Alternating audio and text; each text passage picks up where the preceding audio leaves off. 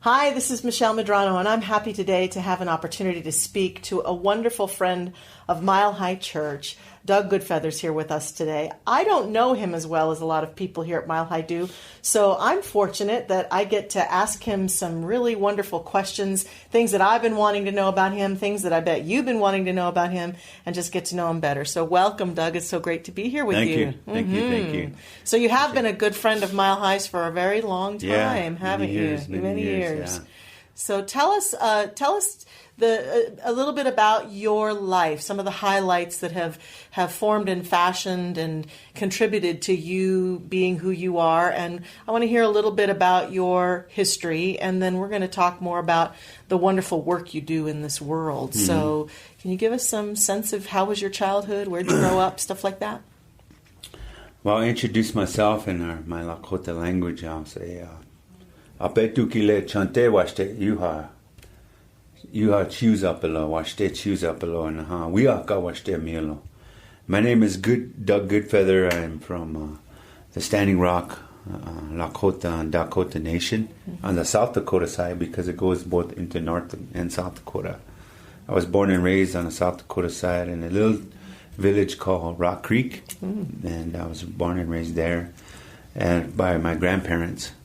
And they raised me there all my life, but now I reside here in Louisville, Colorado, and doing the work here, and that has come into my life. Mm-hmm. And but I was born and raised in Standing Rock, South Dakota. I was raised just a very simple traditional life, with language and culture, and just. It was abundance in my life, and it really shaped me into my future. And so everything that I use today, everything that I do today is through that culture. Mm-hmm. And the way I speak, the way I carry myself, what I believe in, and how I use that culture to help people, to help them in a healthier way in life. Wonderful. Yeah. Did you have siblings there with you, or was it just you and your grandparents and your family?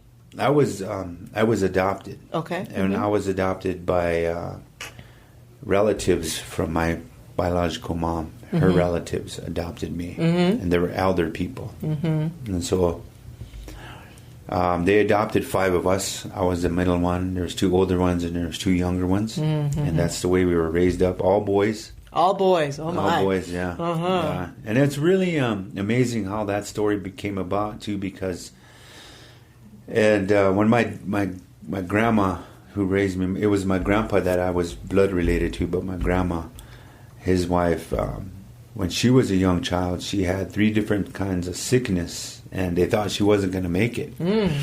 And through our traditional ways of praying and believing, they used that.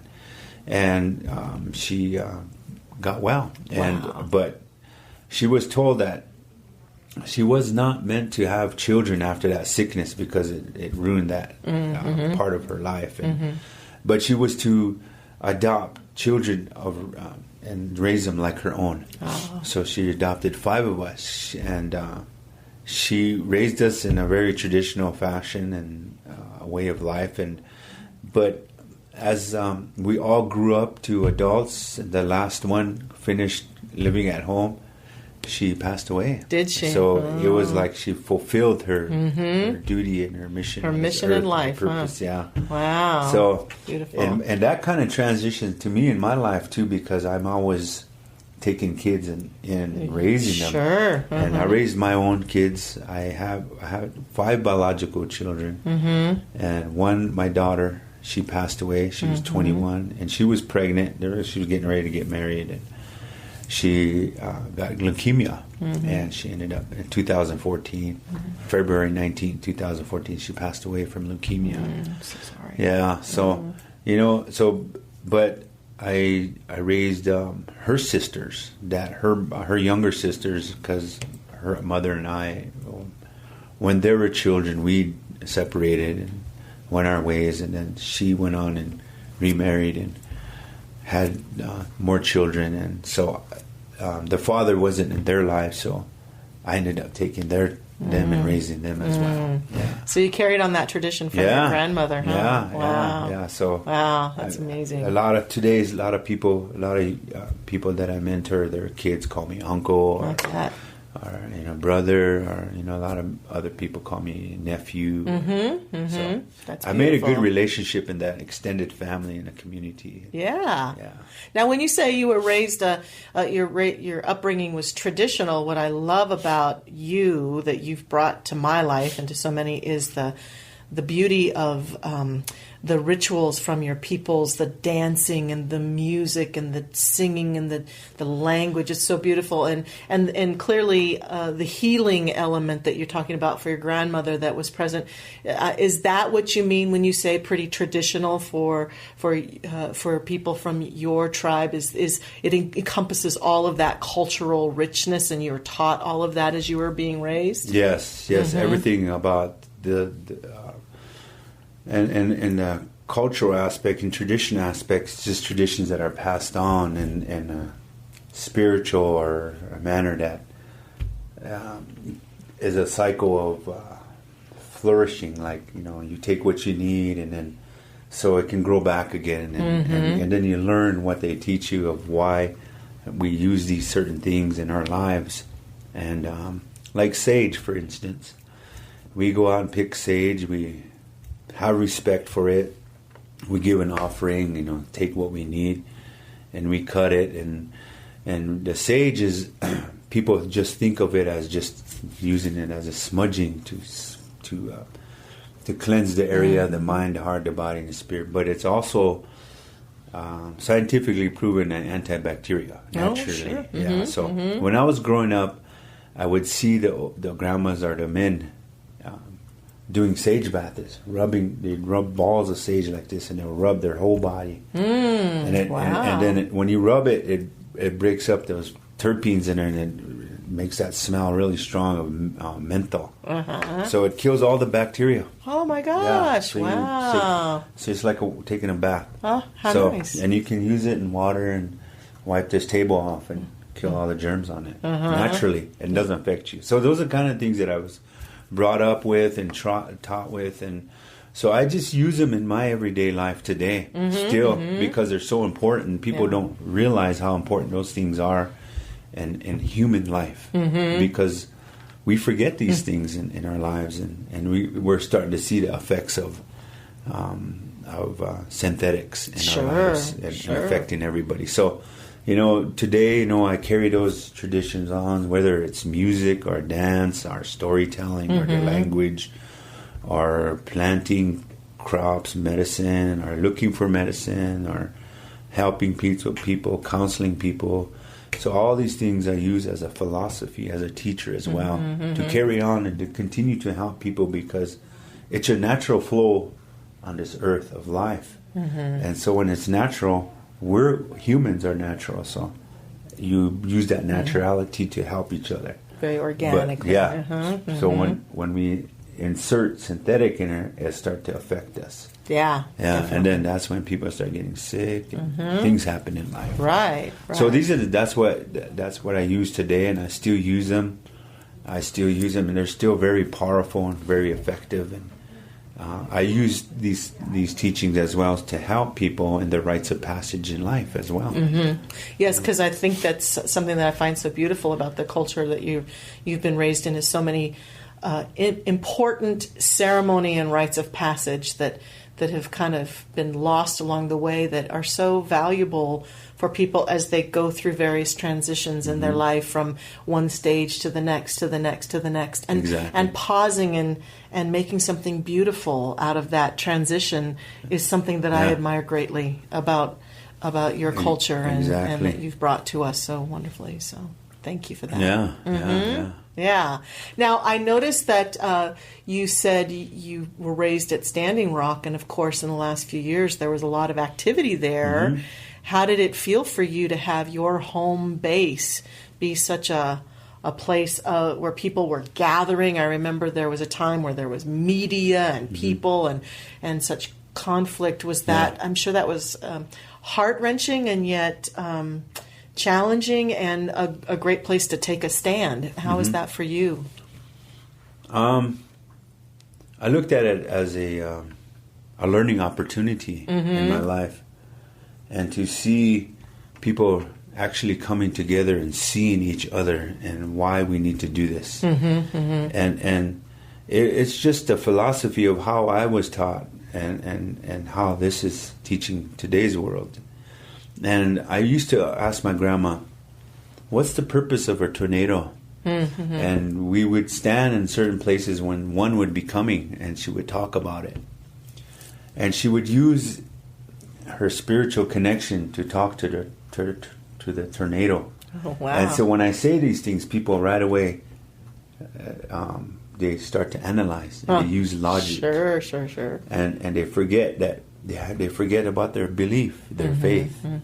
And so I asked her about that, and she said, those are God's teachers. Those are God's warriors, and they come to earth to teach us. And I said, well, how does that teach us? I said, because sometimes in different places around this country or world, people don't get along, or people forgot to see each other as human beings, as that we need each other. So these things, these warriors will come, and they'll teach us what we take for granted. And they'll come into a town and they'll just tear it up, maybe take lives, and it'll be devastating, and they'll leave. And people will see how important we are to each other then. And then we see each other as human beings. Sure. And then it brings people together to work together, to pray together. Maybe people forgot to pray, and that taught them how to pray again. Maybe people forgot to really see maybe they lived down the road, their brother lived there, but they never went to see them because they got in a fight years ago over stupid stuff, and so this brought them things like that. Right. That's the philosophy that I was brought up with, this kind of stuff. So that's what what we talk about. Okay. And these things like that. That's beautiful. Yeah. Okay. Yeah. Wonderful. So then tell us a little bit about, as you were growing older, how did you get into this beautiful work that you do today in our world? Tell us about your organization and its purpose and how you got into that. Well, it is, man, I can go all the way back to, I remember. And one of the things that I really gifted, my gift I recognize, and I love sharing it, is when I remember when I was in my mom's stomach. I remember those things. I remember when she was talking to people. I remember some of the things, the devastations that she went through, the traumas in life. Wow, okay. And I was in there. I so remember prenatal memories. Yeah, I remember when she used to nurse me. Oh, wow. And then I remember the last time she nursed me. And that's when things went different. And I remember that. And that's when that memory stopped. And then when love came back in, the memory came back again. Oh. When I was a little baby boy, I was still like about 3 years old. So it's nourishing, and nourishing like that. So, what was the question again? I was asking you about how you got into the work that you do. The work, sorry. That's okay. I get right in. Well, it's a beautiful memory. Yeah. But, those memories like that, I bring all the way to today, and I use them today. But even though my life that I use, everything that I use, my philosophy and the teachings that I use, all come from the teachings and my own experience. And it came through war, and it came through many deaths and sicknesses and tragedies and all these things, and it came through all of that. And I was faced with it when I came back from war, and I was losing my family because I changed, and I was going through this healing process of PTSD. I was confused. I didn't know what was happening. So I was confronted with it, and it was either it's going to make me or break me. It was live or die at that time. And so I went to. I was working. Because I got injured, so I was just barely working part-time, and I was working in Black Forest by Colorado Springs as a carpenter. And I was driving back one night, and I was so emotional, and I pulled over to the side of the road because I couldn't drive, and I had to get out, and I got out, and I got in a ditch, and I just started crying, and I was praying, and something needs to be done because I want to live. I want to live, and I don't want to be like this. And I didn't realize that. I was in the ditch for about 2 hours, and somebody picked me up. So I was like, wow. And right away I wiped my tears, and I stood up and I wiped my tears. I said, oh, thank you. And I turned around, and there's nobody there. Oh. So I got in a car, and I drove home, and a couple weeks later I had a dream. And in our culture, we are anybody's life, I guess. We call these spirit dreams. Mm-hmm. And these are prominent dreams that stick with you, that just stand out. Mm-hmm. That not normal dreams. Yes, I had one last night. Yeah. and the energy even stay with you that whole day, you know. Uh-huh. And this old man came to me. He said, I want you to prepare yourself from this time for 1 year. And then when that 1 year's time, you're going to go on that vision quest. There, we're going to come and talk to you. So that whole year, I prepared myself mentally, physically, spiritually, and emotionally. Because you have to get ready for this. Because you're going to go through a hardship. And so I went up there. I went there, and that whole year, I prepared all my things. I gathered a lot of things, and I went there. And a friend of mine put me up there. And the first day when it was called Bear Butte, South Dakota, and they call it Matopaha. And that's where for generations many people went to pray. Okay. Different nations, different tribes. But the first day, that's when everything just you got to go through the process of, the thirst process, the hunger process. The hunger will subside, but the thirst, that's where the mental is the battle. And then the second day, that's when it hits.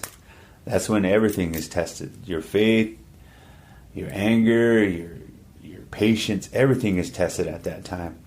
Everything, your will, your belief. I started crying and pouting, arguing with God, everybody, making excuses to leave and because I was so thirsty by then. And did you do any bargaining? Yeah, exactly. Everything. But all of a sudden, these butterflies, these little tiny butterflies, and there was hundreds of them just flying all over me, and I was watching them. And they were playing each other, and they were landing on me, and they were all over, and then they left. And then all of a sudden, that memory and that war came back again in my mind. That war in my mind came back.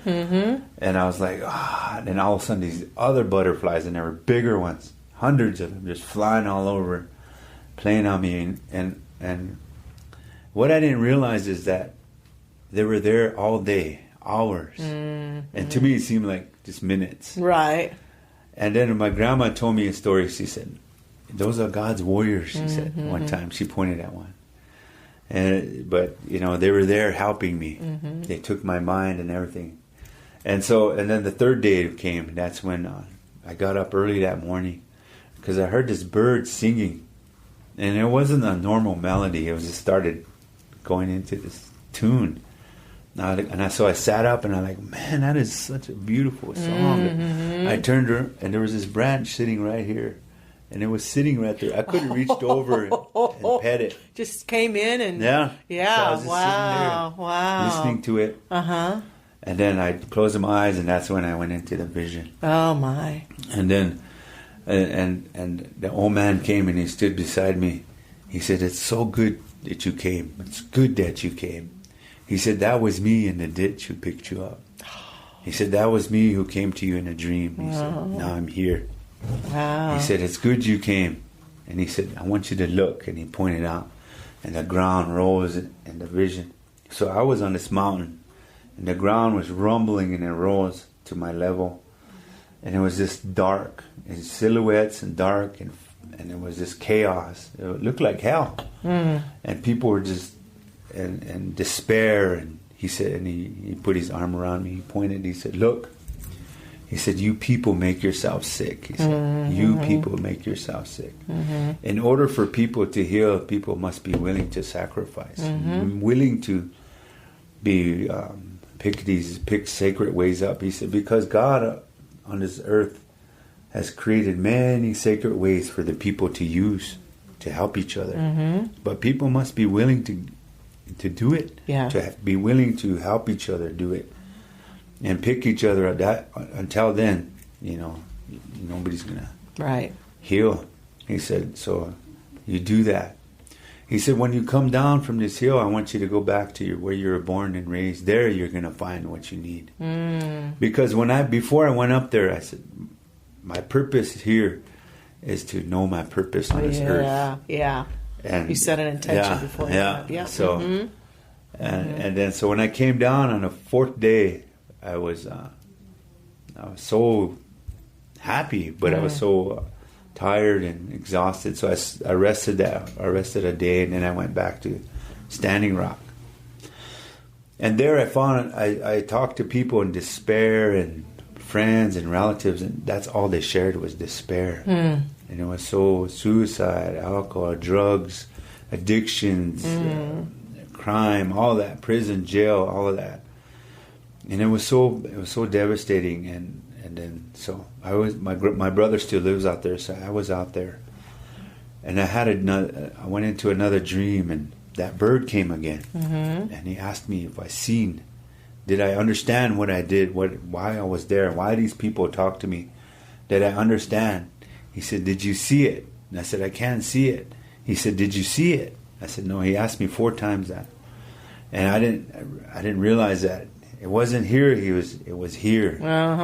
And so then I realized, yes. And then that's when they showed me this way, this place of Lakota Way Healing Center. And the reason why I call it Lakota Way Healing Center is because it came from a Lakota way. Right. This culture is Lakota. If it came from the Navajo or Arapaho way, then it would be named that. Sure. But it came this way, so that's why I named it Lakota Way.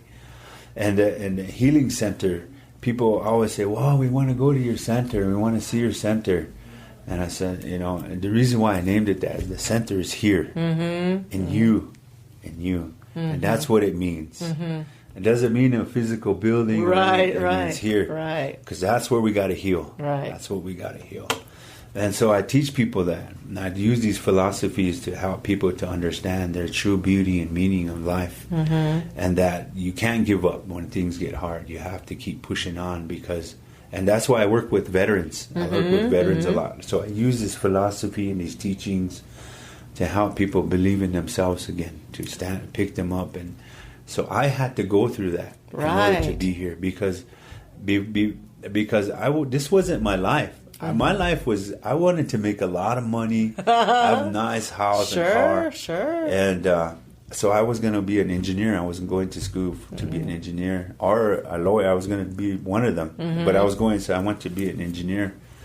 So I was going to school for that. Then, I started school in 2005. And that's when I was going through all that stuff. And then when I came down from the Vision Quest, my whole life changed. So it wasn't going that way. So the Creator grabbed me like this and said, well, this is your purpose now. You asked us. Get on the path. There you go. Right. So everything I do in my life, I live by that. Yes. I live by that vision that gave me. I live by it. So I went to school to go be a counselor, to be a psychologist. Oh, great. But the way that when I started going to college, I was in college for 7 years, and so the philosophy that I was going in, it was conflicting with my philosophy, with the natural philosophy that I used. Yeah, it was a Western, cultural counseling aspect. And when I sat down and I looked at everything in my life and how I can use this to help people, and I started seeing, I said, okay, I want you to teach me. Teach me what you want me to help the people. Creator, your warriors, tell them to teach me. And so one of the warriors that came was the fire. And I talk about this. The fire is one of God's warriors. And like the tornado, right? Yeah. And the fire is one of our greatest teachers and a philosopher. And so one of the teachings I tell people, I say, all right, I'm going to teach you. They want to learn about these ways. I said, so we're going to teach you about the fire first. I'm going to teach you that fire you're going to be your philosopher, your teacher. And I'm going to only teach you the protocol is to respect it. From there, the fire is going to teach you. Sure. Yeah, sure. because I can't teach you what it could teach you. Right. I can only tell you how to respect it. So these are the protocols to respect the fire. First, you must respect yourself. And then you go and you respect, and you give that respect of yourself to that fire. And that fire is going to understand, because we are spiritual beings, both of us, the fire and us. So we use that kind of connection with that the thought and the emotion. And as soon as it hits, it sends that wave, those frequencies to it, and the same thing to us. Sure. And then you feel emotion. Right. And when I talk about emotions of these things, people right away, they live in their minds in linear and logical thinking all the time. So I say, okay, I'll express, I'll show you, I'll even give you an example of an emotion of this world. And so I'll say, okay, early in the morning or at night, at evening, you see a sunset or sunrise. And you see it, and you're like, it hits you in a certain place where it just hits you like, oh my God, and you feel just that emotional run through you. That's the feeling of the earth. That's Mother Earth giving you that feeling. And right then and there, I tell people, I want you to wish and hope that millions are also sharing that same emotion. Beautiful. So that's what I'm talking about, the fire. I said, this fire can make you a good hunter. It can make you a good provider. It can teach you patience, and it's definitely going to teach you to be a hard worker and to be strong. But if you disrespect it, it's going to leave you cold. It's going to burn you. And burn you, yes. So you have to understand that. Right. So that's how the teacher is going to teach you. That's how it's going to teach you. But how it's going to teach you, it's between you and the fire. Beautiful. So that's the way I teach. Okay. And you can't learn that from a Western philosophy. No. Because there you connect the whole body, mind, all the way from your bottom of your feet to your hand, and you connect everything you feel. But in that kind of is only logic. Right. And they don't want, and it feels unnatural to me. So that's the struggles that I had in the colleges that I was going to. Sure. And I had some confliction with some of my professors, but a lot of them really understood me and understood that. But what I also understand is that kind of education, a lot of education are stuck in a construct. Yes. And so sure. I don't teach that way. And so people, when I teach people, I said, if you want me to teach you, I said, this way is going to grab you and it's going to pull you out of that construct. Right. And sometimes people don't like that. No, I'm sure. They want to go back in because that's their safe haven. Right. Yeah. And it's what they're used to. Yeah, for sure. Yeah. So I tell people these things, and I share these things with people, and so that's the philosophy and how I use this kind of work and how I use it to help people. But I gotta live it too. I gotta make sure I live it first. Of course. Because I don't do it for show. Yeah, I do it for healing. Yes. I do it for people's lives. And it's your life purpose. And so the kind of people that you've supported at the Lakota Healing Way Center have been people who have struggled with mental illness of some sort, or PTSD, like you say, people who are veterans, and people who are homeless, and addictions, suicidal, that sort of thing. Yeah, for many years now, huh? Yeah. And you know, it's my purpose. So no matter how poor I am and how I run it, the Creator provides. Yeah. Somehow. Yeah. I'm like, I have no money in the bank or in my pocket, but I'm going to take care of these veterans somehow. And something happens. And then I'm able to help them. I'm able to do stuff. Our homeless person, our family. And so I just all I got to create is the vision that myself and this way of life. All it says is just keep moving. Just keep moving. If you keep moving, everything's going to be provided. Right. It's our humanness that holds us back. Yeah, definitely. So what I've learned about that is to not put filters in front of me. because those filters are something that has been taught to us. Right, just to trust. So I just manifest it, and when I get it, then I give it share it. Yeah. Very good. Yeah, so that's how I learned to do that stuff. It's now, beautiful. How did you and Mile High come together? Was that through you meeting Dr. Patty mostly at some point, and how did you meet Dr. Patty Lukenbach? Well, it was years ago from an elder man. His name was Charles Barrow, and he was a community member here. And he knew Patty and Dr. Patty and Luke, and so we went up to their place and they had a sweat lodge up there. So we went up there and we participated in it, and I just went there to support. Mm-hmm. And I met Luke and Patty there, and then Luke said he needed some help as a carpenter. So I said, "Yeah, I'll help you." And I mean, I need a job anyway, so he hired me on, and then. He went on. I found another job in a different place. He just carried me until I needed to, and he helped me in that way. So that's how I met them. Oh, great! And from there, we just and we knew other acquaintances. Like she knew another elder man. His name was Howard Badhand. Mm-hmm. Right. And so I know Howard is a good friend of mine. So they knew each other. And then we participated, me and Howard, in doing a ground blessing here. Okay. Yeah. For this new building, and then from there, it just became blossomed. a good. Exactly. It blossomed into such a beautiful relationship with us, and Mile High has been like I don't know how to say, big brother, big sister to us, and really helped us and carried us and loved us and seen our mission, and so that's really important to us. We need that, and so they pulled us out, and a lot of I reached out, can you help us? And they pulled us out in a lot of financial situations, and I'm so grateful for them. That's wonderful. And I can't thank them enough. I'm so all the community people is so beautiful, because I'll be on a community and somebody will say, "Hey, look over," and there'll be a community member and they want to hug and start talking. Yeah. So everywhere. I mean, I was like in Parker one time and I seen someone. I say, "Wow, it's good to see you guys." Mile Highers are everywhere, aren't they? Yes. That's great. Yeah. So, and I know one of the things that we started doing a few years ago was a fundraising event that we have coming up here in a few weeks.